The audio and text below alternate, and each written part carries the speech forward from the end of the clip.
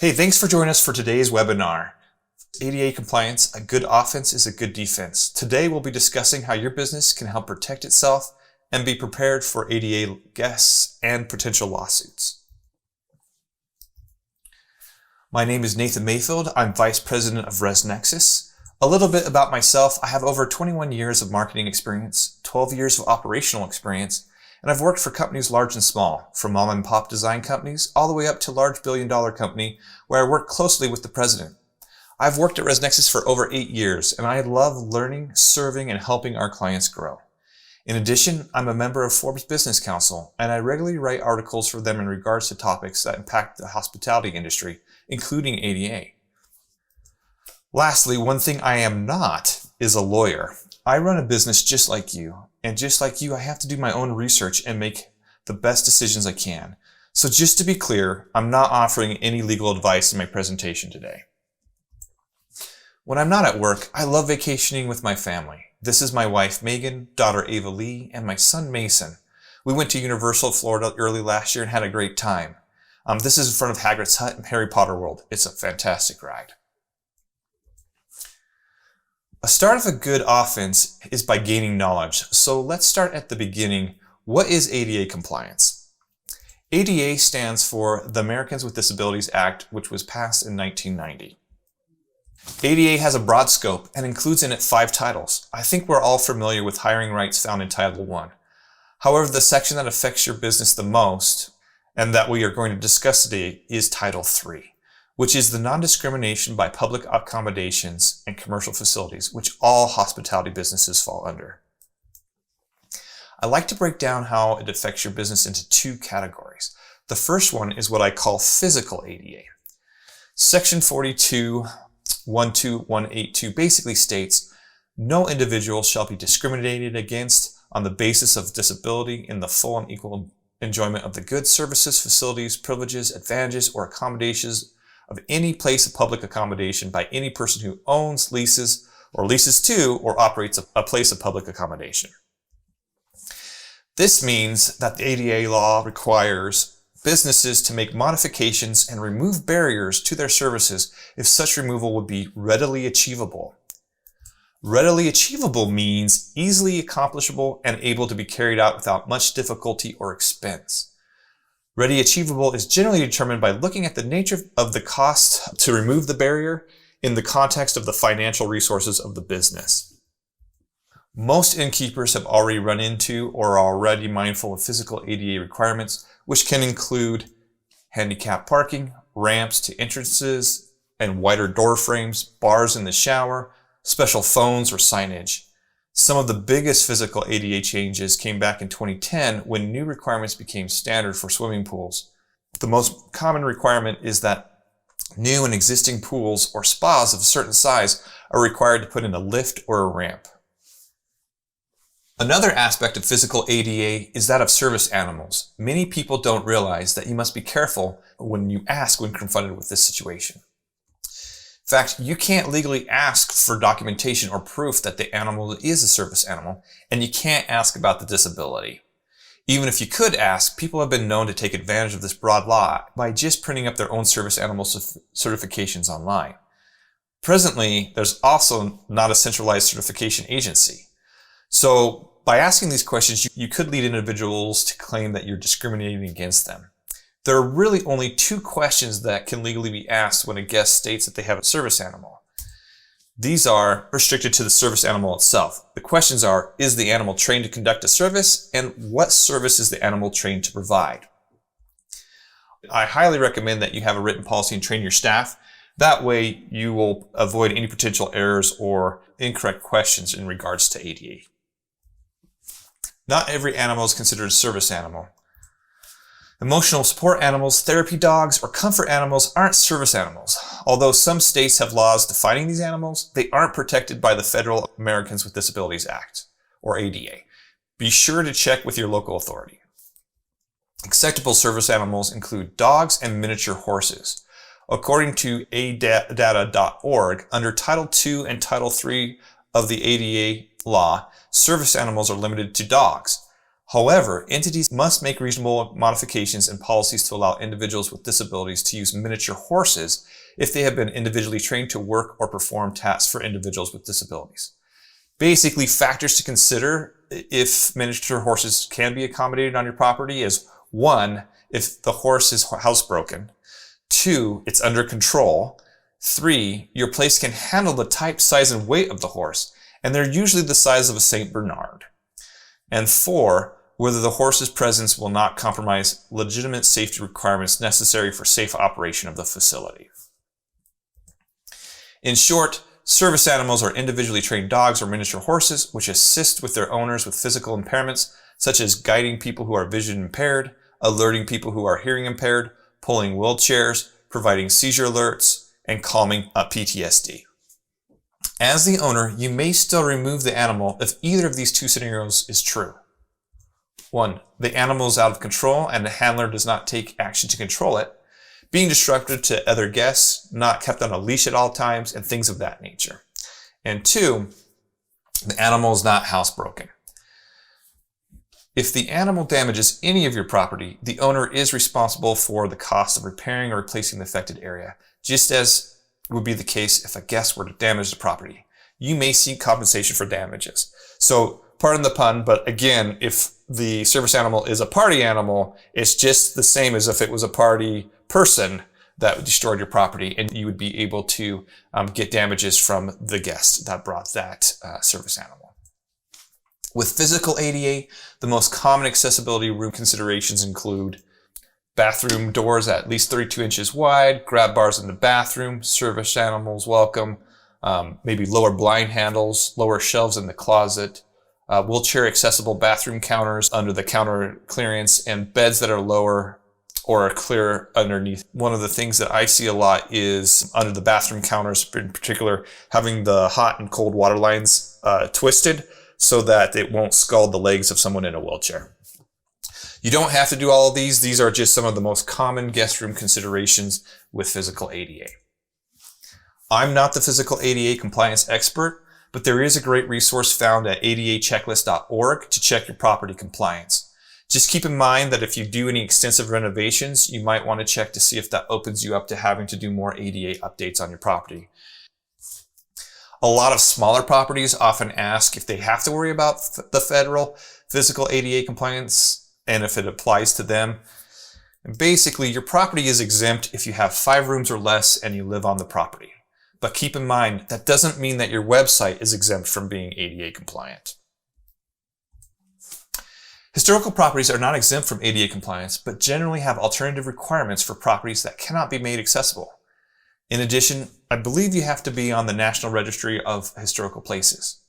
Your property can apply for an exemption from specific requirements. For example, if you have a decorative artistic door frame that would be destroyed to widen the frame to make it wheelchair accessible, or say installing an elevator, there's something called structural impracticability exemption. For example, if a property is 2 stories and they have good access on the main floor, but the cost to put in multiple elevators would be just so expensive, they can apply for an exemption.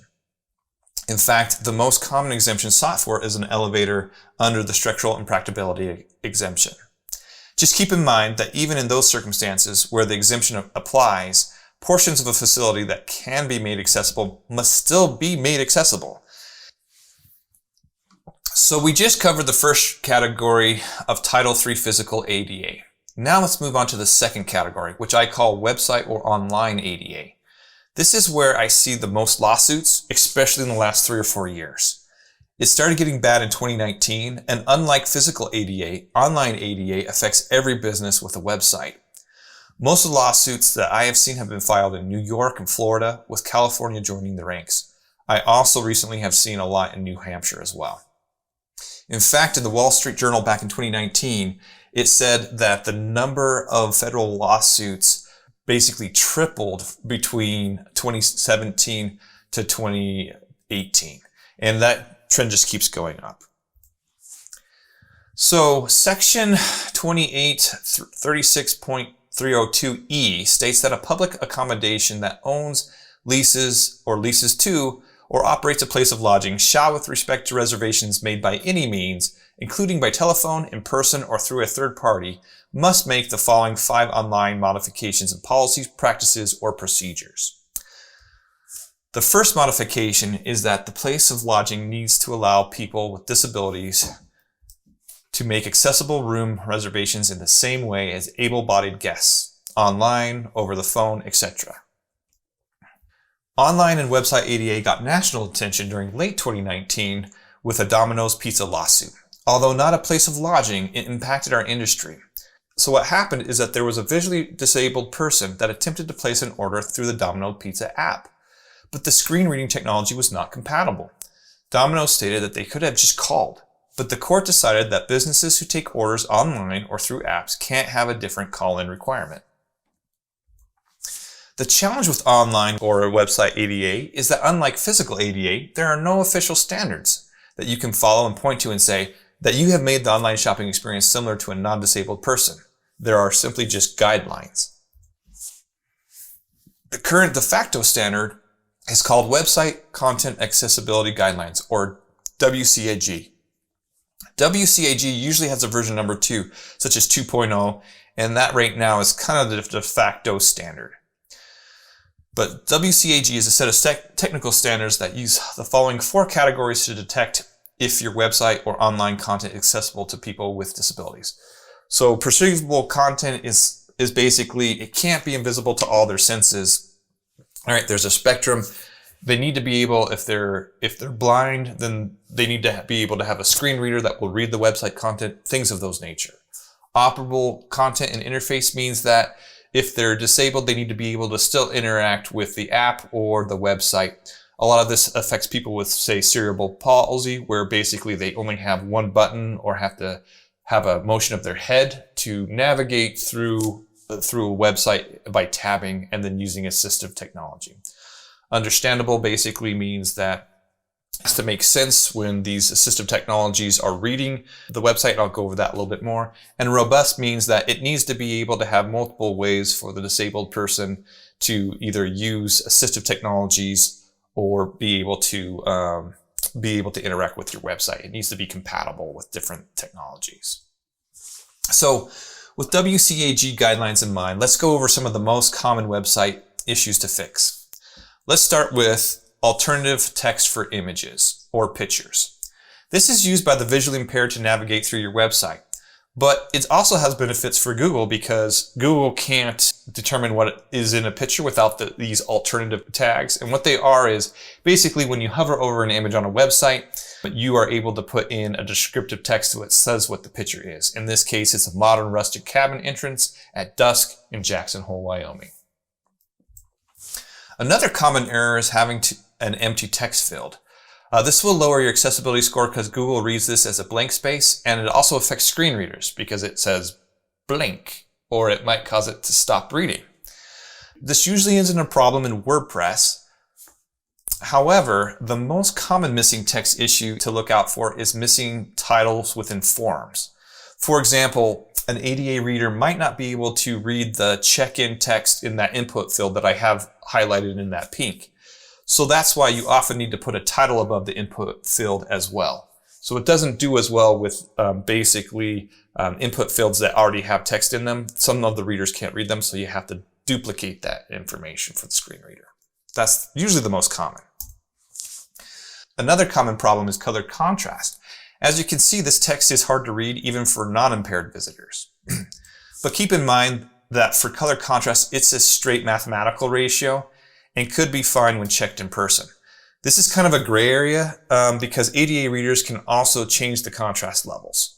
So you have assistive technologies that can cause this to be better without you having to modify a lot on your website. This is what I mean by that. I know that many designers hate this contrast rule because they feel it really ruins their design. Again, at the end of the day, this website has a high accessibility score and could use an ADA reader app like UserWay to handle the contrast level. But as pointed out, that button, that check availability button, that's failing the ADA contrast level. But again, on physical inspection, you're like, that's fine, or I'll use a reader to fix that. Like I said before, there's no official tool or standard, but the simplest way to check your WCAG performance is by using Google Chrome's Lighthouse tool. Because it's Google's tool, in my opinion, it's the one that will give you the most universal cover in a legal battle. In the Chrome browser, you simply right-click on your mouse and select Inspect. Then you select Lighthouse. It might be hidden behind those two caret or arrow symbols that you see. Then you select Accessibility and click the blue Generate Report button. And then after a few seconds, Google lets you know how you're doing and if there's anything to fix. Anything above 90, Google considers good. But again, there is no official standard or tool, so Google states, these checks highlight opportunities to improve accessibility. Only a subset of accessibility issues can be automatically detected, so they encourage manual testing.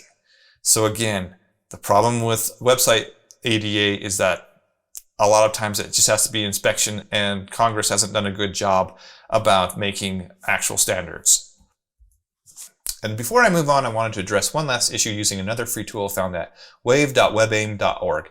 Lighthouse will show you these errors as well. I thought the Wave tool just showed it a little clearer, and it is in regard to H1 headers. So what are H1 headers?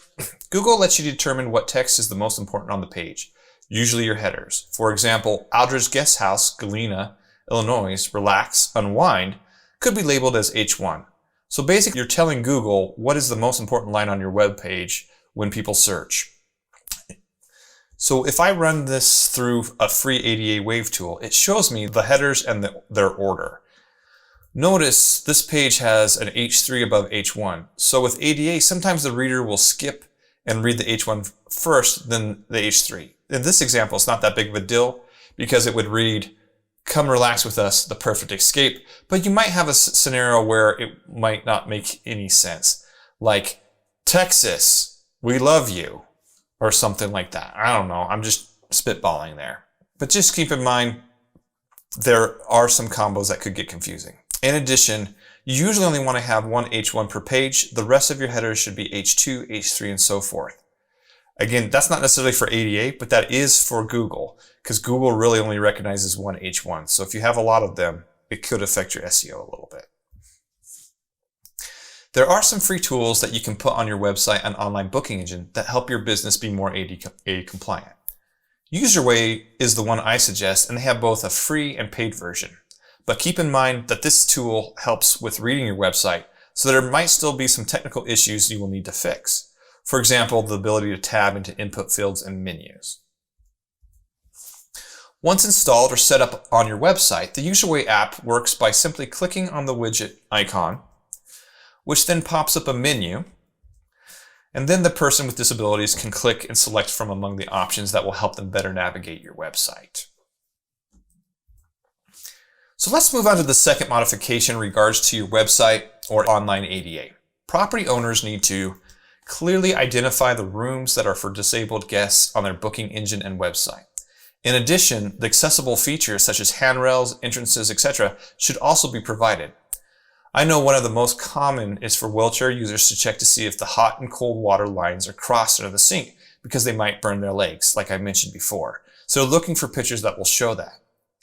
Plus, this is also where I see the most drive-by lawsuits, as disabled people use your website and online booking engine to determine physical ADA shortcomings or violations, particularly with pools and lifts. All major brands and companies have an ADA statement page or dedicated accessibility page on their website. Make sure to have one on your website as well. Most properties do. This example is great because it states the room and clearly states both room and website accessibility. Again, if you don't, this is where you're the most vulnerable to litigation. And even if you don't have an ADA room, you still need to state how your website is ADA compliant, like Marriott and Hilton do. The big hotel brands such as Marriott have the accessibility room features on their booking engines for the class of room. In addition, the OTAs let you list your accessibility features as well.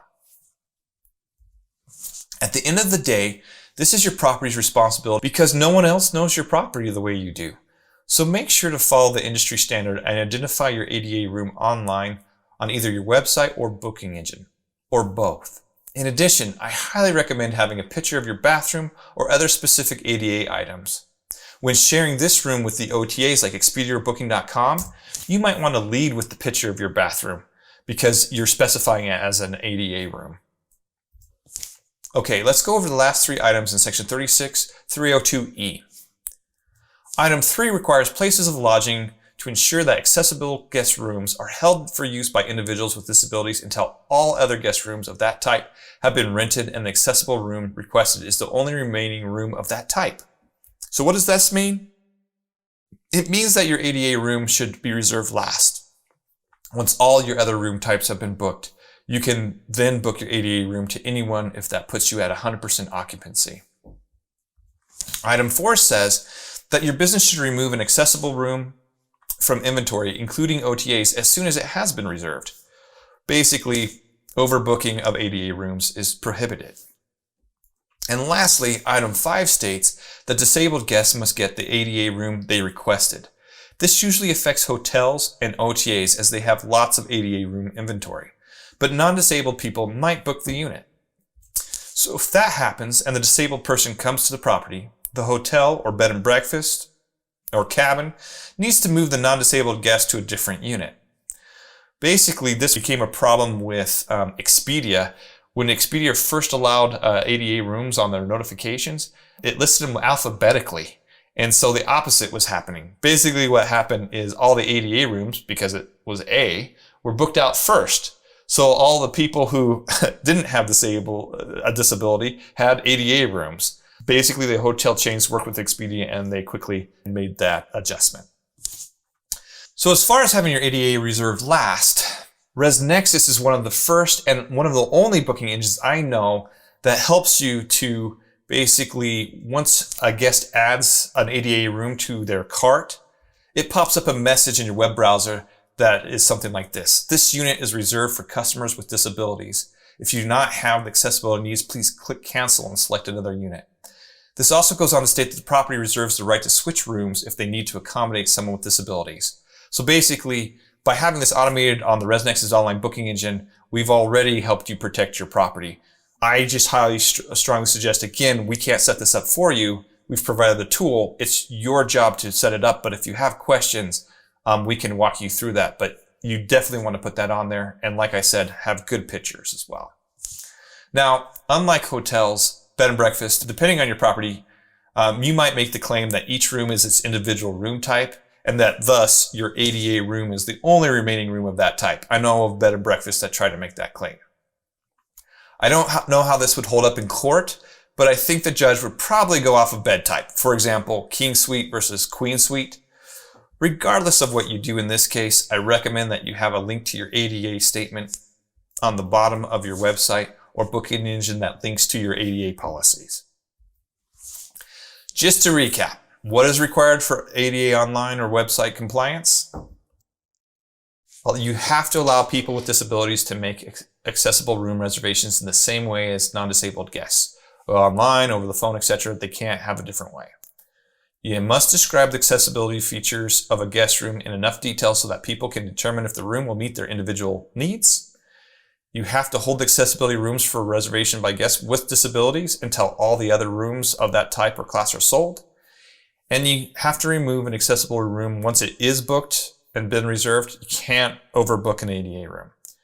And then you must guarantee that the customer receives that specific accessible guest room or guest room type that they reserved. This covers the bed type, number of beds, bathroom fixtures, etc.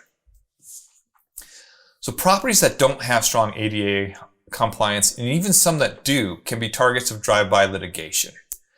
The standard tactics that I have seen is that a disabled person, usually with an advocacy group or similar set of lawyers, search online for a smaller innkeeper to find problems with both online and physical ADA. Now, your small properties are the target because hotels have lawyers to fight and perform regular ADA checks on their physical and online compliance. The most common advocacy group are Disabled Patriots of America and Access for All. However, only individual people can bring a lawsuit against your business. In other words, they can't say they're suing you because of a large group of people or do a class action lawsuit. Because of this limitation, what I have seen personally is the same 1 or 2 individuals going around suing hundreds of businesses. The lawyers of these individual plaintiffs file cookie cutter and technical complaints for injunctive relief. The most common issues I have seen are accessibility routes from parking areas and not following the 5 online or website ADA items I just reviewed with you. The lawsuits are often filed without notifying the business first or allowing them to even become compliant. It usually is a shock, and with any lawsuit, it's quite emotional. They do that for a reason, because they want to scare and intimidate you into quickly settling and then moving on to the next property. In addition, if you do end up settling with them, it provides no protection from being sued again by a different person who's making the same claims. I wanted to talk about an interesting case study that just happened last November in 2021. So Dan Clark, the owner and innkeeper of the Turquoise Bear, was kind enough to share this experience with me. Dan serves on the board of directors for the ALP, which is the Association of Lodging Professionals. He's very well acquainted with ADA compliance for both employment and their facilities. He acquired the 9-room inn in 2014. The Turquoise Bear has garnered national attention from media sources, including the Huffington Post and others. In my opinion, this is both a great blessing and a curse, because it definitely makes him a larger target for drive-by lawsuits. Dan's Inn occupies a 200-year-old historic adobe estate and has only one fully compliant ADA accessible guest room. So, on November 19th, 2021, Dan got a notification of a civil lawsuit from a disabled woman in a wheelchair that claimed to be an advocate for the rights of similar situated individuals. She said she planned on staying in September of 2022. This is important because before, plaintiffs would just claim that they could find the description or some other violation, but didn't specify an intent to stay. So some judges have dismissed the case. So again, the drive-bys have gotten a little bit smarter in their tactics. The plaintiff said that she could not find enough information about the ADA accessible features, not from Dan's website or booking engine, but from the OTAs, including Expedia and a whole bunch of others. This is brand new. I had not seen this before Dan's story. Again, his website was good and up to date. The complaint was against how his ADA room was described on the OTAs. Something else that is new is that the plaintiff was using multiple property listings on OTAs to bring a lawsuit against 10 lodging properties at the same time, claiming to want to stay at one of them during September 2022. Dan's was the only bed and breakfast included. In addition, Dan used the available settings provided by Expedia as much as possible. So Dan told me that most of his business, around 90%, books direct, probably be helped by the press he has received, and that OTAs are less than 5% of his revenue. His OTA strategy before COVID was to use the billboard effect on the OTAs to get new guests by only sharing inventory 6 weeks ahead. In addition, there are lots of properties that don't choose to share their ADA rooms with OTAs. During COVID, Dan shared 12 months of inventory with his ADA room, and that is where he feels what might have been a factor and why he came on the radar of the drive-by ADA people. It's definitely not fair that Dan, trying to do all the right things, still became a target. The result, after a couple of days of getting the lawsuit, Dan consulted and retained an ADA defense lawyer for $2,500. OTAs do state in their terms of use that the property owner is responsible for the accuracy of the ADA content. And that makes sense because, again, they're not on site to know what you have, but they do provide tools for you to put that on there. Dan's listing was up to date on Expedia with the tools that they did provide. However, you can only check some boxes and not write a description. A safe thing to do is to have good pictures on the ADA rooms you list that show the bathroom, sink, shower, etc. Pictures are a great defense more than just checkboxes. Dan's lawyer expressed the concern that depending on the judge, because it is a Title III lawsuit involving ADA, Dan might not be able to recoup his legal fees even if they did win. But again, this is at the judge's discretion. But recently, more judges are complaining about the frivolous nature of individual plaintiffs serial suing businesses over website ADA.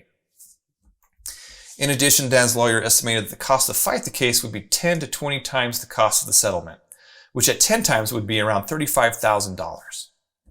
In the end, because Dan says 2021 was his year of lawsuits, as he was fighting another legal challenge from a different guest, he decided to settle 2 weeks later for $3,500, which brought his total cost with lawyer fees to around $6,000. This settlement does not prevent this from happening again. It just means the initial plaintiff can't sue Dan again, but her friend could. Dan temporarily took his listing off the OTAs, but plans to go back to his original pre-COVID strategy in the future. I asked him if him or his lawyer reached out to the OTAs about this claim about their website, and he said they didn't. Again, I get it. Each business has to make the best decision for themselves, but in my experience, most tend to settle. Again, this case represents everything that the drive-by litigation is hoping to accomplish. In my opinion, it's not about making the property more accessible, because nothing really changed in Dan's case. He just didn't make them prove that he wasn't compliant on Expedia. They bank that the motions and time involved in a lawsuit will just get you to settle quickly because of your size of property. That's why they don't sue hotels. Because by all industry standards, Dan met them. He just wasn't in a position to fight it at the time. Again, the new thing is that they vaguely accuse your listings on the OTAs. To fight that, I'd recommend pictures that show the ADA accommodations or on the OTAs, or not list your ADA rooms. In fact, I talked to a rep at Expedia about that, and they definitely recommend pictures are also another good way to help present your ADA accommodations. My wife and I have been watching a lot of Suits lately. I always laugh because they hardly ever go to court. What do they always say on Suits? Settle. Why? Because it will cost you less in the long run and you don't know what will happen in court. I mean, they are never going to court on that show. Maybe once or twice, like in 9 seasons. Even then, they usually settle. But keep in mind that winning your case helps protect you from others doing the same and protect the industry. Some of the recent tactic changes have come from businesses fighting and winning in courts. And plus, Suits is just a TV show. So what can be done? How can business owners go on the offense and defend themselves? First step is to check to see if you're being sued or have a lawsuit pending that you don't know about. Remember, the drive-bys don't notify you. I recommend going to dockets.justia.com and look up your LLC. Keep in mind that might be different from your property name, but this tool helps you know whether someone has filed a lawsuit against you.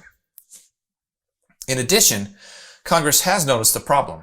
Republicans tried to fix it back in 2018 with the ADA Education and Reform Act. It didn't have bipartisan support, so that bill died. But in late 2020, during COVID, some senators, Ted Budd, a Republican from North Carolina, and Lou Correa, a Democrat from California, tried again with the Online Accessibility Act and have tried to garner more bipartisan support. It's currently in committee and has recently gained more support. The bill tries to fix the issue by extending the ADA law and adding a Title IV section. I think this is the right way to go so that advocacy groups can't just say that you're anti-disabled individuals. Rather, you're looking to clarify and expand their rights so the problem can be fixed and that businesses and the disabled are protected and that it enhances the experience for everyone. Adding a Title IV section to the Americans with Disabilities Act, the bill basically officially sets the WCAG 2.0 as the access standards, which right now it's just the de facto standard. There's, again, no official standard. It takes the legally binding standards decision-making process from the Department of Justice and moves it to the U.S. Access Board. It also specifies timelines with implementation of new standards. It prevents drive-by lawsuits by requiring the plaintiff to notify the website owner and give them time to fix it before they pursue damages. This is usually where disability rights advocacies dig in their heels and generally oppose what is called notice and cure under the law. It requires the Department of Justice to investigate the alleged violations and authorizes them to file a civil lawsuit, and it limits the amounts of damages to $20,000 and $50,000. So $20,000 for the first offense and $50,000 for the other offense. But really, at this point, if after 90 days you haven't fixed the problem, then yeah, you probably should be fined. And lastly, it really slows down individual plaintiffs from being able to just mass sue small businesses by having the Department of Justice check the claim first. Bills of this kind take a long time to pass and have a lot of interest groups on both sides. Currently, it's under committee review and has been for close to a year, but it did get some additional sponsors last November. This is a long-tail strategy and fight. This issue doesn't just affect one industry. In fact, the Asian American Hotel Owners Association, American Bankers Association, National Grocers Association, and National Retail Federation have all expressed their support for this new bill. And there's some big names behind that. In the National Retail Federation, you have like Walmart and Target, some of these other ones. It's time for your associations to contact their other associations and get their individual members and chapters to contact their House representatives and bring awareness to support H.R. 1100, the Online Accessibility Acts. This is really the largest value add that associations give. If they're not doing this type of advocacy for you, then in my opinion, they're not providing a lot of value for you. But associations that help their members organize and lobby for things is the main job that will help their businesses and their customers. And guess what? This is an election year. It's the only year that politicians really care or fear what you think. At the end of the day, this bill is about making balanced and standard guidelines paired with reasonable exemptions and reasonable timelines to fix the issues. We have that for physical ADA. We just need to do the same for online. It's about expanding the law to protect everyone. So what can you do? Well, you don't necessarily have to wait for action from your local association. You can also reach out to your local House representative and senator and ask them to support the Online Accessibility Act. Or you can call the Washington, D.C. office of Ted Budd, who is the sponsor of the bill, and ask how you can help. He will give you the committee contact information and tell you to contact your House representative. I've actually already done this, and it went a long way. He had great information. Regardless of political party, until they start hearing from constituents, the pressure's not there. And it's a long fight, so you have to keep the pressure on. And although it can seem daunting, until we start taking action and spending some time to bring awareness to this issue, it will continue to be a problem. Over 100 representatives signed the last attempt, but we have new representatives, so we have to contact the current ones and ask them to support the Online Accessibility Act. And if people call you or your congressman a hater, you tell them that you are looking to expand the ADA law, not reduce it. Continue to follow up until you get a response. If your congressman is not running for re-election, then bring it up with whomever replaces them.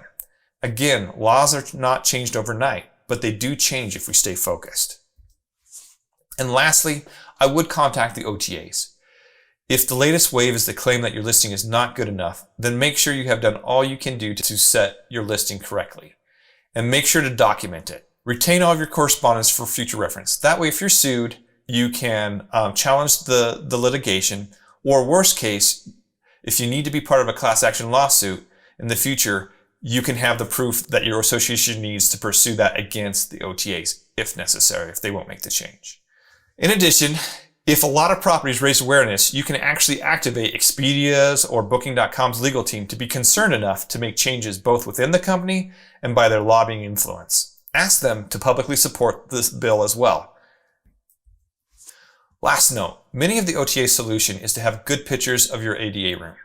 If you list your ADA room with them, lead with the images that cater to what the guest needs. For example, a bathroom picture over a room picture. Airbnb verifies that your photos correspond with the accessibility amenities that you choose to list.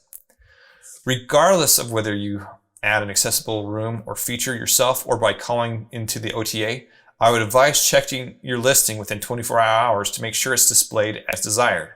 For example, Expedia has over 45 options to choose from in checkbox form, but have a picture to support it.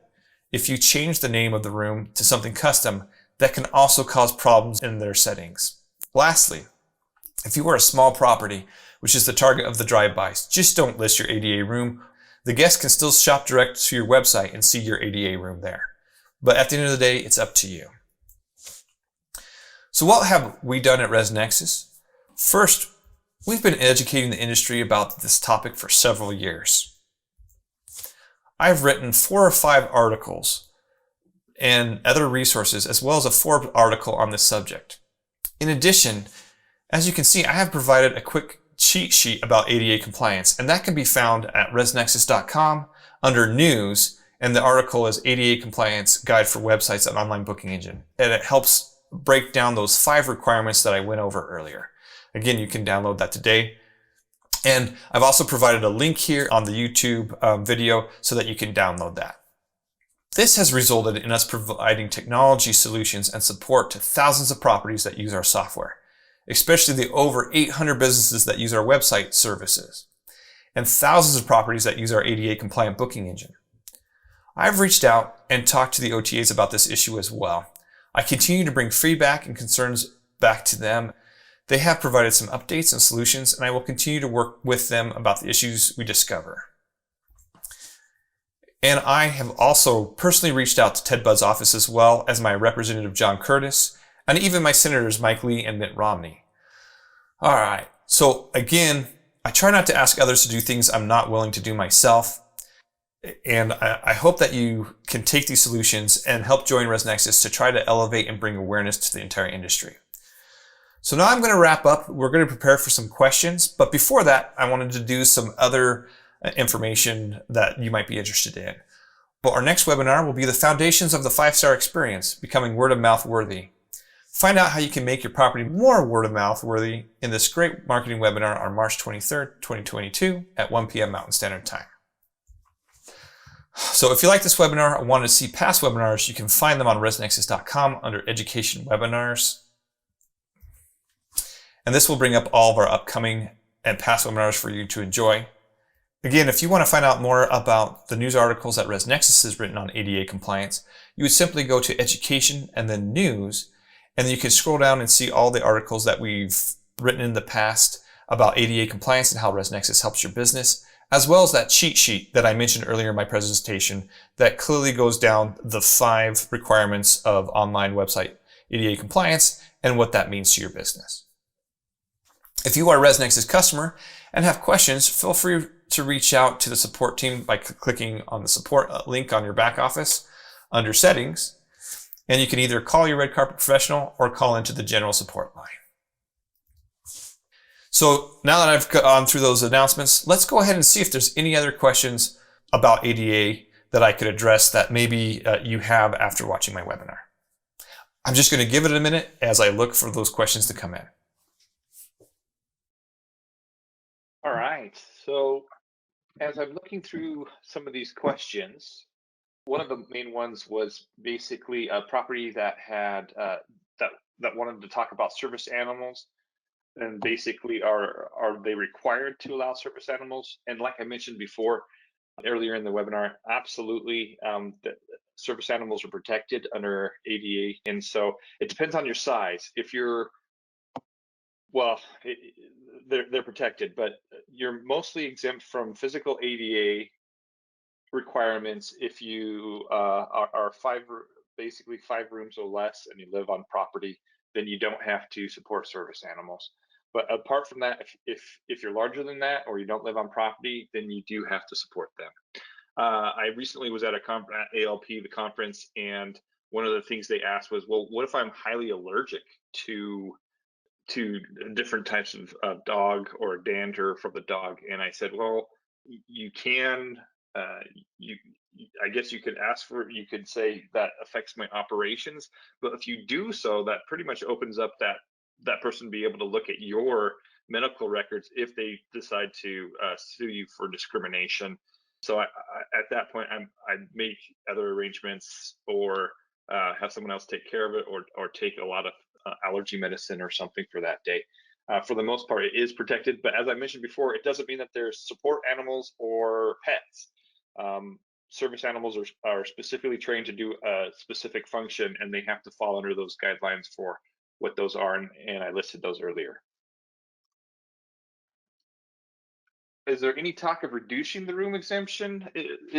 So a question is there any talk of reducing the room exemption, the 5-room exemption?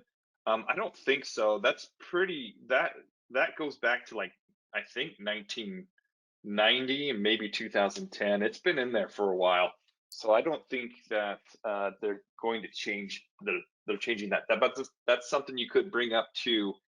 Like I mentioned, if you call Ted Budd's office, at least for online ADA, maybe there's some exemptions that you could put in there in regards to, can you just match the online ADA exemptions as far as having to list our ADA rooms or do those requirements to be the same? Right now, you still have to physically say if you can handle ADA or not, but no, not that I'm aware of. Does living on the property exempt the owner, or is it a combination of living on the property and property size? It's a combination of both. On ResNexus, if you ever want to know, we've actually listed on, for those of you who are ResNexus customers, on your online booking engine, if you scroll down to the bottom of it, and that's what I'm checking right now, it actually says the rules. And we do that as a generic protection for our properties as well.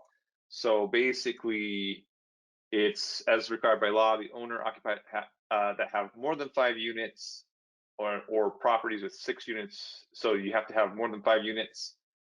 And I think I'm just double checking it.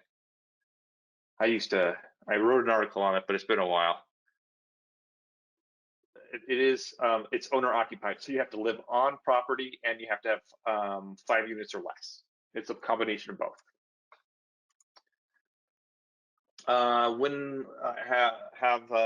Thanks for this presentation. When would it be able to replay on your website? They're usually available by Monday or Tuesday of the following week, and it will be on there as well. We usually send you out an email when it's also available if you attended the webinar, so you will get a notice of that generally. So if you live on site and have more than 5 rooms, you're not exempt. As soon as you hit that 6-room threshold, even if you live on site, you have to do some of those physical ADA rooms. Again, the online ADA, there's no exemption for that. You have to do that regardless of size. And can we find all this in support on ResNexus?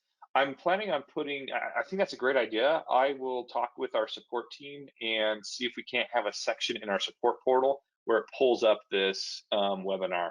I'll make note of that, but I think that's a fantastic idea. Right now, a lot of this that you can find are if you go under resnexus.com under education, under news, a lot of the past articles or those cheat sheets that I've done in written format, they are found on that section. And I will put this webinar under news as well as under the past webinars so that people could get that. All right. So another question is, what if you have no ADA rooms on your property? My property has all rooms with 2 steps to get to the rooms and all bathroom doors that are very small. So it depends on the size of your property. If you're under that 5 rooms, then you don't have to. Basically, what you have to do online is I recently had a property even today that was built in the 1960s, had a lot more than 5 rooms, but they were stating that in the ADA, I'm not the physical ADA expert, but I believe there's a provision that properties built before a certain time period have certain exemptions from it. And they're basically saying that they have exemptions from having ADA rooms. What you want to do is on your website, you still want to say what you do support ADA wise and or say why you are exempt from ADA. But you'll want to double check, like I mentioned earlier in the webinar, you'd want to check that ADA checklist to see what it is, because if it's reasonable, basically the law is if it's reasonable for you to make some modifications, like buy a ramp or do some things, then you're expected to do so. If it's going to be something that, like putting in an elevator, or I have to redo my whole entire property to make it ADA compliant, that falls out of that realm. But and like I mentioned before, you do want to be careful if you renovate. If you do too much renovations and you're already exempt, that can open you up to, well, while you're renovating, you need to make it ADA compliant, and so it might be a big cost to do so. Hopefully that answered the question, but just to bring it back around, if you don't have any ADA rooms on your property, you still want to say how your website's ADA. You want to explicitly list on your policies these rooms, and remember, ADA covers a lot of things. You might have bars in your shower and bars next to your toilet, but not wide enough door frames for a wheelchair. So you would say, listen, I do offer bars in the shower, but my property is so small, or it was built before a certain time, before a time period, and the door frames aren't. So I don't have wheelchair access. There's no so you have to say what you don't have so that they can readily identify that and say, I don't have that. And again, then show pictures. But again, when you're saying why you don't, you have to look under that law, or you have to look under those regulations of Title 3 and see if you truly are exempt. And it's a boring read, but it's not too terribly complicated to read through it. And it's one of those unfortunate things that you have to do as a business owner.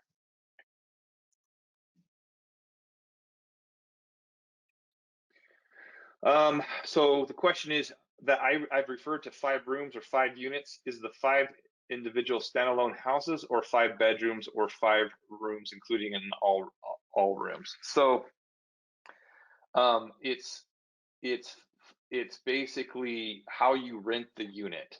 So for example, a vacation rental rents one house but for everyone, right? So that's not considered 5 rooms. But if you're a bed and breakfast and you rent the rooms individual, the size is 5 individual rooms or units that you that people pay you individual pricing for. That's the threshold. Hopefully that answered your question. And then the next one was, do 2-room non-owner occupied Airbnbs need to be ADA compliant? I think I addressed that. Basically, if you're that would fall under 2 rooms for that 1 unit, and so therefore it would be generally with Airbnbs, because they're vacation rentals. No, because they're usually individual homes that are renting out. I don't know if Congress will get more specified on that, but the vacation rentals usually don't fall under ADA as much because they classify them as one. But I really do appreciate your time today and for exploring more. I would just encourage you that if you haven't, once this is available, maybe write down that Ted Budd phone number and call. And one of the biggest things you can do is basically, since the bill's in committee, he will give you contacts for your senators, and it's really in the House of Representatives where it's at right now. It's not in the Senate, so it's more important to do the House of Representatives. But what he'll do is he'll basically say, call them, but also he'll give you the committee names, the people who are on the committee where it resides, and therefore you can reach out and pressure them as well. Because again, when they hear physical phone calls over email are always better. And I know because my senators and your senators, sometimes they're busy and sometimes they dodge their call. But if you're persistent, you can get to them or to their staff and you can make some noise. All right. That's our time for today. I don't see any more questions. You guys have a great day. And if you have any further questions about ADA, feel free to reach out to us at ResNexus and I'll respond to you. And I wish you the best with you and your business.